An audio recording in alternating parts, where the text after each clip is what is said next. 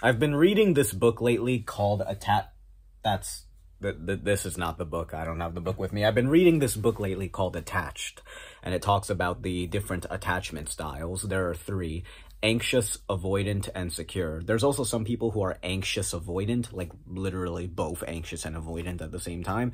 But anyways, those are the three main attachment styles. And the book talks about like true love, what a secure relationship looks like, how people who are anxious and avoidant can cope with their attachment style and maybe try to be more secure. Anyways, the point, while reading the book, I found out something that really applies to me. So I'm sure if you know my videos by now, you know that I'm probably like an anxiously attached person. It's very obvious. And I want to be more secure. But anyways, something I learned from the book is there are a lot of anxious attached people who are attracted to avoidant people because they confuse the anxiety for romantic attraction. So I'm not going to explain too heavily what the terms mean because I feel like they're pretty self-explanatory just by hearing them. An anxiously attached person tries to cling onto any relationship, and after the person leaves, they stay thinking about that person and thinking about that person. They obsess about the relationship. These are the types of like people that like get called bipolar, like in relationships. The avoidant person is the person who's afraid of commitment, doesn't want to be tied down, starts getting distant, yada yada yada. And secure person is securely attached. If they go through a breakup, they get over it pretty quickly. They don't derive their sense of self-worth from the relationship. You know how it is. But people who are anxiously attached, they are hyper aware of any little threat to the relationship. If a person doesn't pick up, like after a few calls, they don't think, oh, they probably were at a business meeting, they just couldn't hear. They think, did they just send me to voicemail multiple times? Do they not like me anymore? Are they speaking to someone? Like we're thinking about the worst case scenario. And the people who are avoidant, who like they're afraid of connection, so they pull away whenever things get more intimate.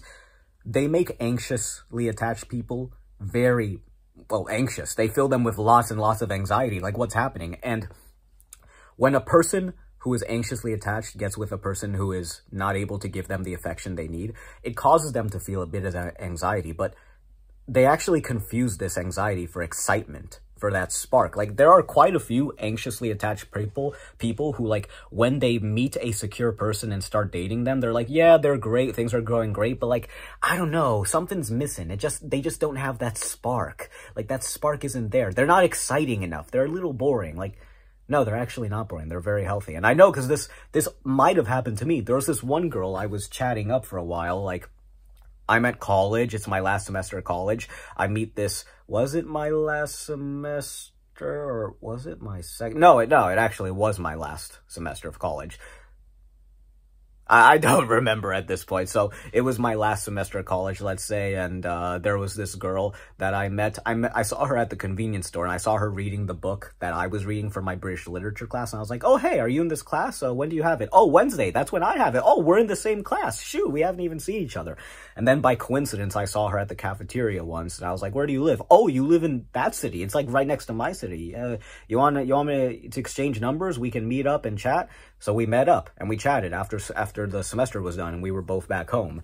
And I did not meet her for a second date because I thought the date was very boring. Like, she was very sincere. She was a very good person, but like, I don't know, I just kind of let it fizzle, and we both just ghosted each other because it wasn't exciting enough.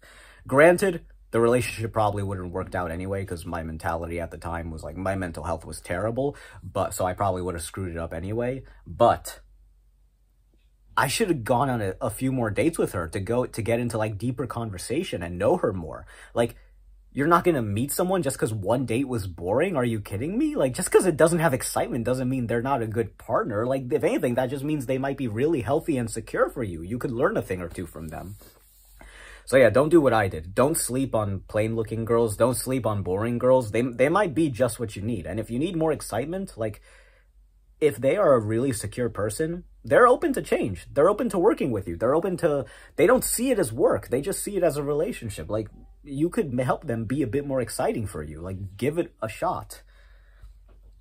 There was something else I wanted. Oh yeah, this is kind of related to like femdom and fetishes. Like, if you get really deeply into it, I was reading this book called, what was the book called? Your Brain on Porn by Gary Wilson. And this book talks about how, like, one of the reasons why people get into harder and harder fetishes is because when you see something that scares you a bit at first, like a adult cuck content, or even people who get into, like, bestiality and child porn, like, when you see it at first, and I'm not saying this from experience. I mean, I am saying it a little bit of experience from the cuck content, but the other content, not so much.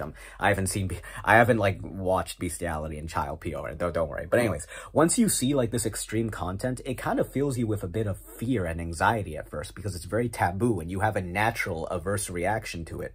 But the thing is, you're also sexually stimulated at this time because you were just looking at content that was really sexually stimulating prior to looking at this one. And the brain does this thing where it starts to link the sexual stimulation with the anxiety to the point that it confuses the two. No, it confuses the two at first, and then it links them. So now, this is how you went from being anxious about something and fearful and naturally averse to it to now being very, very attracted to it. It's very dangerous. And the same exact thing that happens with PORN can happen with relationships. Like, you're confusing the distant person, the avoidant person's, the anxiety they cause you for romantic attraction, when it's actually not. It's not a spark, it's just anxiety and fear. Give the boring person a shot. I hope you learned something from this video, and have a good day. Peace, brother.